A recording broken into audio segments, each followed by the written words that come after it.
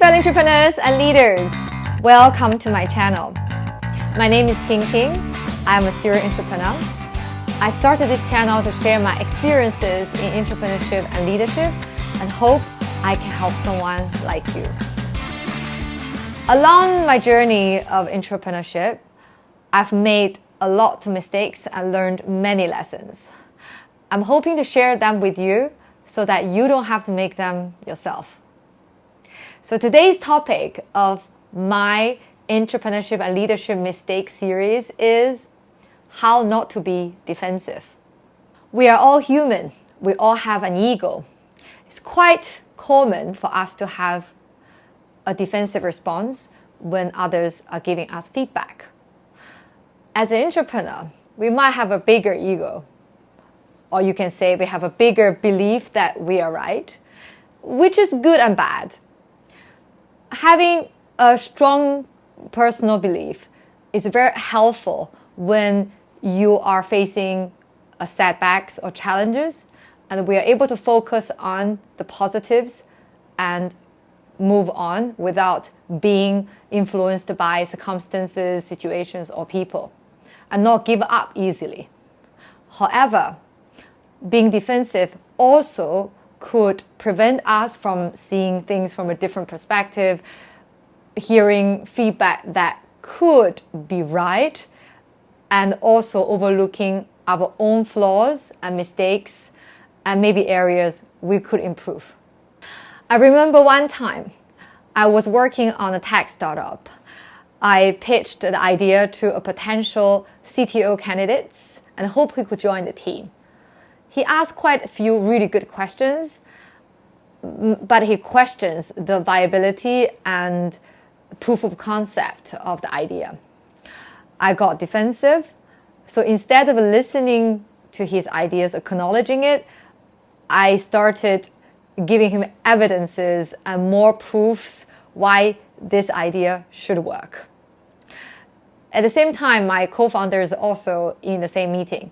So he instead responded by saying, you know what, you have a really good point. We also have the same concerns, but this is how we think. And this is our opinions. What do you think?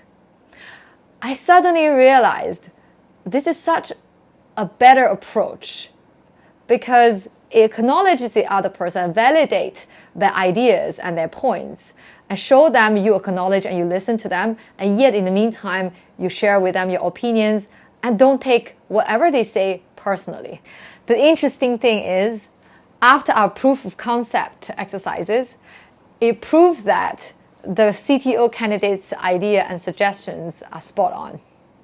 On another hand, defensiveness can undermine your leadership and create a fearful working environment where our staff are unwilling to speak up. Imagine if you're pushing very hard on a new idea to the team, and one of your team members are brave enough to come up and say, I think this idea has some issues and this is the reason why, and I would suggest we do this instead because reason A and B and C and D. Imagine if you take that feedback personally, you think it's a personal attack. What would you do instead? You'll probably shoot this stuff down, and in the meantime, you demonstrate to the rest of the people in that meeting room that speaking up is a bad idea. What will happen as a result in the cascade effect is nobody dare to speak up ever again. Here are the 6 tips on how to prevent yourself being defensive. Number 1, recognize your triggers, anticipate them, and look out for it and practice. If you know when you hear certain type of feedback and you feel bullied or being treated unfairly, you might start shut down or lash out, then you are more prepared to be able to give the appropriate response you'd like to present out. In the past, I was always trying to blame the situation, like, oh, I got triggered. when someone said something. I'm literally adopting a victim mindset and give my power away to the other person who said certain things that triggers me. But now I'm able to say, irregardless what other people say, I will want to keep my calm. And nobody can dictate and influence how I feel. And this is empowering because in the past I'm trying to avoid those triggers. And now I look out for them. When I feel triggered, I was like, yes, it's coming again. That means I need to work on it a little bit more. How am I going to choose to respond this time? Did I respond better than the last time? So every time you face a trigger, you practice and you become better and better. Eventually, those triggers would have no power over you. Number 2, name that emotion and observe it. If you know when you're triggered by, let's say, a negative feedback, and you will have certain emotion, let's say anger, shame, the more you're able to name it, the more you're creating an emotional distance between you and that emotion, and you are able to observe it and manage it objectively without getting influenced by it. So how exactly it works is, let's say you have heard someone said something that you don't really like to hear. You observe your bodily sensations, such as your heart start pumping, your hands start sweating, and you are getting over yourself and you are about to lash out or say something you're going to regret. At that moment, ask yourself, what am I feeling? Oh, I feel angry. Great. I know you are angry. Tell yourself that. And it's perfectly okay. Let's see how long this is going to last. And just observe that anger. And tell yourself, it's not going to last forever. Let me see how long it will last. And keep doing that until you calm down. Because that is almost like putting your anger in a box and put it outside you rather than letting it control over you, so that you're not going to be able to be influenced by it. As a result, you can choose the appropriate response. 3, assume positive intentions. Not everyone is very skillful at giving you a negative feedback while expressing clearly that they have a positive and good intention behind it. So it's very important we help them by adding that back to us. For example, if you hear a negative feedback, ask yourself, what is our common goal? For example, the common goal is having the best plan to service the customer the best. Most people are not giving you a negative feedback so that they can cause a fight or a conflict, because our natural human tendency is to avoid conflicts and seek harmony. So it takes a lot of energy for people to actually put up a fight with you. So imagine the person having the best intention in the world and they just want you to be successful. When you think that way, you can see them as friendly collaborators rather than enemy. 4, don't take things personally. Improvement feedback sounds very threatening because we tend to interpret it as assertion that we are not good enough.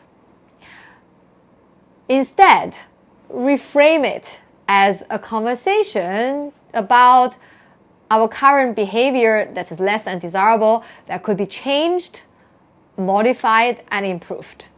When you encounter failures and setbacks, do you personalize it and attribute to your own failure? Do you say, I'm the one who caused that outcome?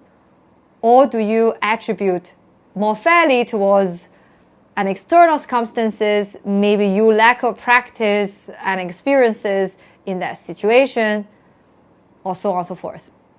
The more you're personalizing that reason and you give a lot more control over yourself towards the outcome, the more pessimistic and the less resilient you are at receiving feedbacks.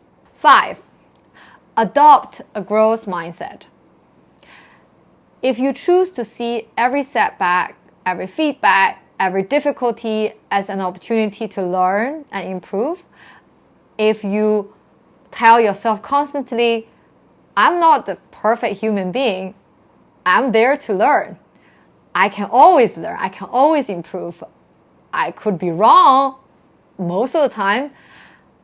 Then you have a growth mindset. You're not taking yourself too seriously. You're not saying I'm the best in the world.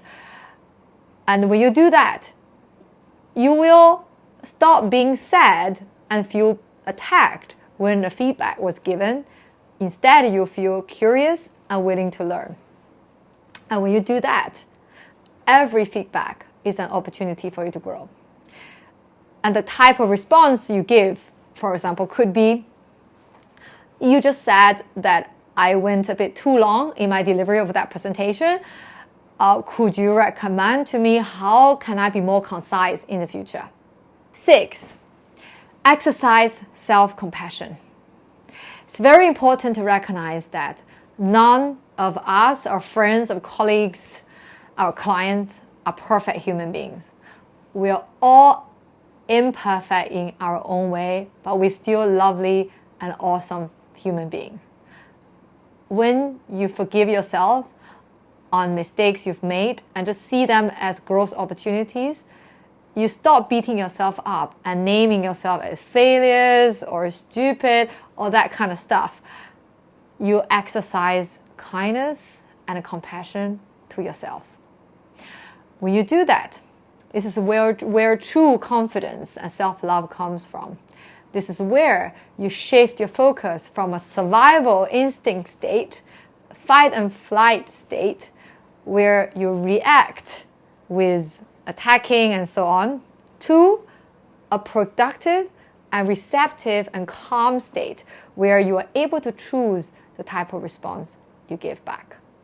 While it's perfectly normal and human to feel defensive, but we don't have to react defensively to those difficult feedbacks. I hope by using the above 6 tips I mentioned, you can manage your emotion much more effectively, stay in the conversation, stay present, and learn from those feedbacks. I hope you enjoyed today's video and learned something today. My name is Ting Ting.